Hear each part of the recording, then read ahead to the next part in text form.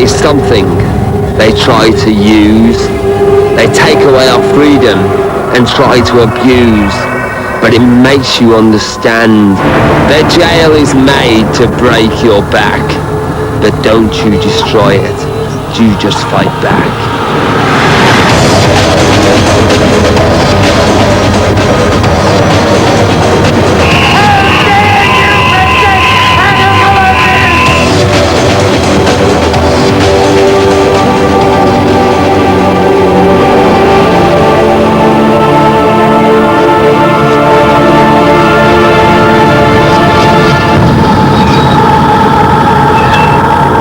This is war.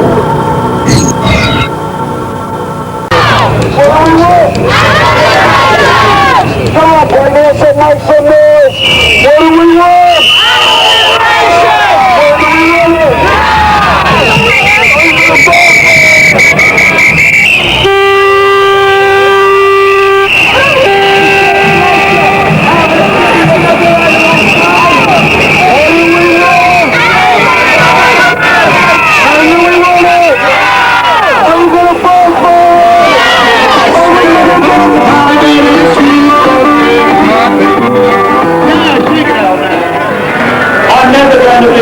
Person like Martin Luther King Jr. was. But one thing I have greater than him, I have a greater dream. I have a dream that one day every individual of every species, all our brothers and sisters throughout the world will be free, and we will have helped the steps along the way to that day when all are free and justice is finally here. And I thank you for being a part of that with me.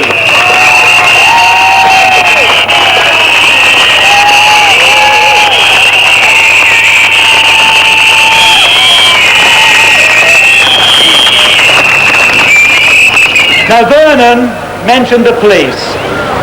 My friends who often come to visit me at home and look through my drawers and clothes and files and take things away because what I want, what I've got is what they want in their offices. I don't know why, but they keep taking the things. And I must point out to the boys in blue and the girls in blue around here, justice is not a crime. Compassion is not a crime, and truth is not a crime. We try to open the doors of secrecy.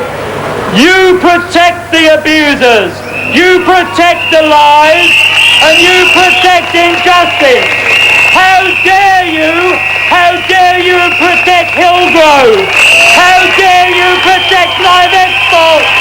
How dare you protect animal abuse? We will win! We will not give up! They will be swept away! Animal liberation will be achieved! The animals and us will be free one day!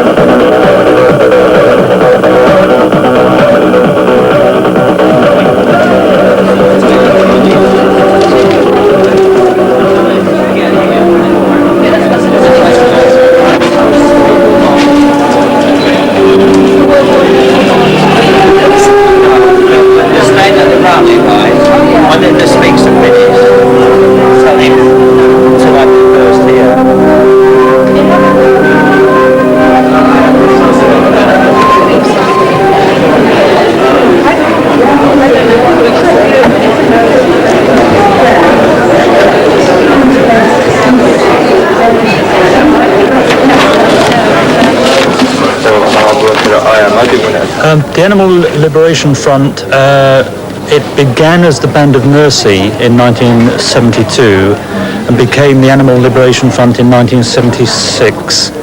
and has been taking direct action, unlawful direct action, ever since, against all forms of animal abuse.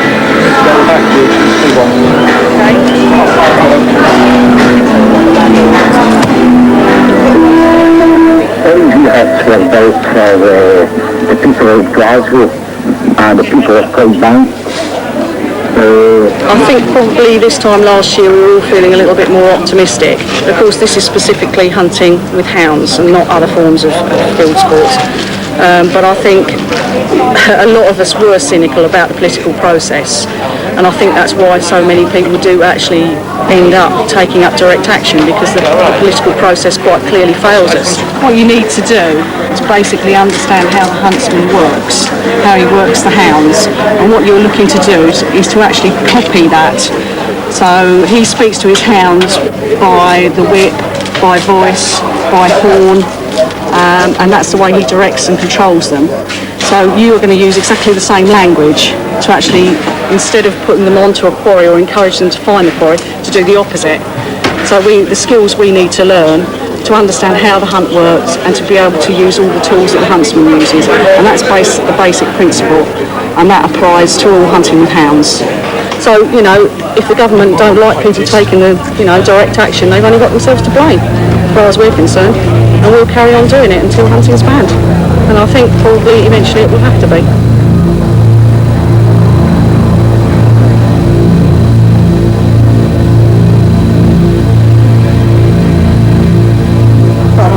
That one was actually taken in Japan. It's cardiovascular research. That was taken about 2 years ago. So that was somebody working on the cover inside of a lab, who then went back in at night and took the cat out of the freezer. It's been frozen. It's been experimented on, killed, and then frozen. Pretty much like the one at the end here. Somebody went in on the cover and they kept the cat's heads in the freezer for some obscure reason. I mean, if you went to a lab and said, look, we're doing a programme for Swedish TV, can we film inside your lab? To just laugh at you and call the police, basically. Nobody's got any rights of access to any British vivisection laboratory. That is a fact. You were working at a lab and you didn't like what you were seeing and you release that to the press. That is an actual offence in law, and you can be jailed for up to 2 years for doing that. As far as they're concerned, they want to stop it now, and as far as we're concerned, that place is going to close come what may, and that's where we're at the moment, a really big struggle between the two sides. But animal abuse hasn't eased over the years. It's actually become worse with the institutionalised abuse of the slaughterhouses, factory farms and vivisection laboratories, and people perceive that the law has failed the animals and are prepared to go outside the law to end that abuse in the same way people went outside the law to end slavery and to achieve the votes for women.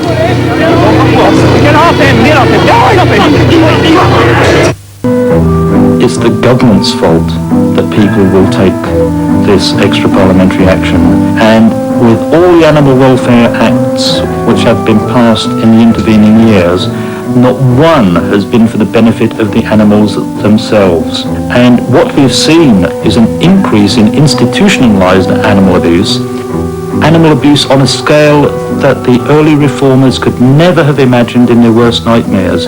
So legislation hasn't just held the tide back, it's left the floodgates open for animal abuse to increase year after year after year. And more people are going to work outside the law, like the Animal Liberation Front and other groups do.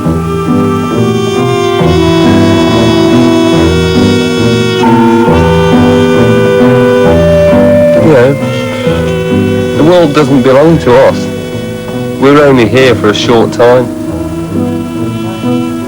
But, it'd be nice to think that we'll actually leave some of it behind when we leave. There's actually going to be something left in this world.